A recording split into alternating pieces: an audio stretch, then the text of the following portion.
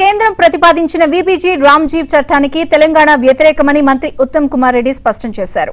రాష్ట్రాల అధికారాలను హరించే చట్టాన్ని ఎట్టి పరిస్థితుల్లో అంగీకరించబోమన్నారు. అవసరమైతే సుప్రీంకోర్టును ఆశ్రయిస్తామన్నారు. గ్రామీణ పేదల ప్రయోజనాలను కాపాడటం తమ బాధ్యత అన్నారు.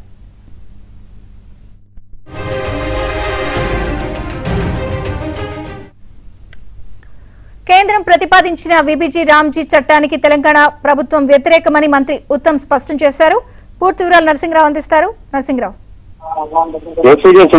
యూపీఏ హయాంలో మహాత్మా గాంధీ జాతీయ ఉపాధి హామీ పథకాన్ని తీసుకొచ్చారు. ఆ ఉపాధి గ్రామీణ ప్రాంతంలో ఉన్నటువంటి నిరుపేదలకి వ్యవసాయ కూలీలకు ఉపాధి కల్పించేటువంటి లక్ష్యంతో ఈ పథకాన్ని తీసుకొచ్చారు. సో ఇటీవల కేంద్ర ప్రభుత్వము దాన్ని సవరించింది. వీబీజీ మహాత్మా గాంధీ ఉపాధి హామీ చట్టం పేరును వీబీజీ రామ్జీ చట్టంగా మార్చింది. అందులో కొన్ని మార్పులు చేర్పులు కూడా చేసింది. ఆ చట్టంలో కొన్ని సవరణలు కూడా చేసింది.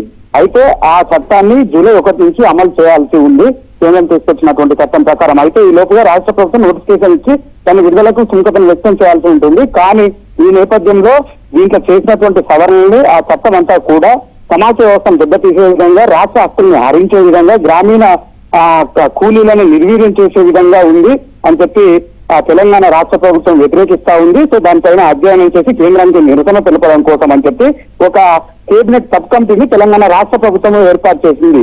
పైన క్యాబినెట్ సమావేశంలో ఉత్తమ్ కుమార్ రెడ్డి నేతృత్వంలో సీతక్క, అదేవిధంగా తుమ్మల నాగేశ్వరరావు సభ్యులుగా ఈ కమిటీని ఏర్పాటు చేశారు. ఆ కమిటీ 2వ సమావేశం ఈ రోజు జరిగింది. చాలా సీరియస్ గా నిర్ణయాలు తీసుకున్నారు. ఎట్టి పరిస్థితుల్లో దాన్ని అమలు చేయబోము, యథావిధిగా అమలు చేయబోము, అవసరమైతే న్యాయస్థానం సుప్రీంకోర్టునైనా ఆశ్రయిస్తాము, కలిసి వచ్చేటువంటి కేరళ, కర్ణాటక రాష్ట్రాలతో సంప్రదించడం జరిపి ఉమ్మడి పోరాటాన్ని కూడా చేస్తామని చెప్పి ప్రకటించారు. విజయ చంద్రిక. ఓకే నరసింహ.